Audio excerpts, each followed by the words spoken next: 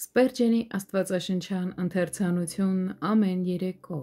մայիսի 11 Միայն թե զորացիր և շատ քաջ եղիր, Հեսու 1-7 խոսք Մեր Աստծո քնքուշ սերն իր ծառաների հանդեպ ստիպում է նրան մտահոգվել նրանց ներքին զգացմունքների համար, նա ցանկանում է, որ նրանք քաջասերտ լինեն, ոմանք համարում են, որ կասկածների և ախերի մեջ տառապելն աննշան բան է հավատացյալի համար, սակայն Աստված այդպես չի կարծում,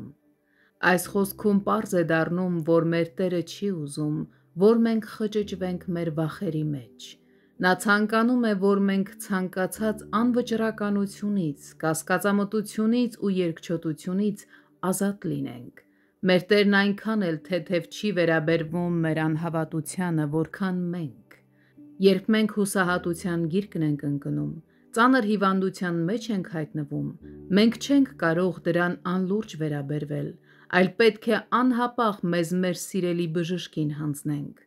մեր Տիրոջը դուր չի գալիս, երբ նա մեր դեմքին տրտմություն է տեսնում, Ասուերոս արքայի ժամանակ օրենք կար, համաձայն որի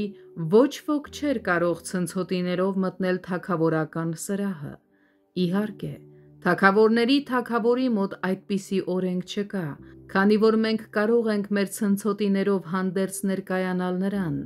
բայց այնուամենայնիվ, նա ցանկանում է, որ մեր հանգած սիրտը գովության պատմուճանի փոխվի, որովհետև ուրախանալու այնքան առիթ կա,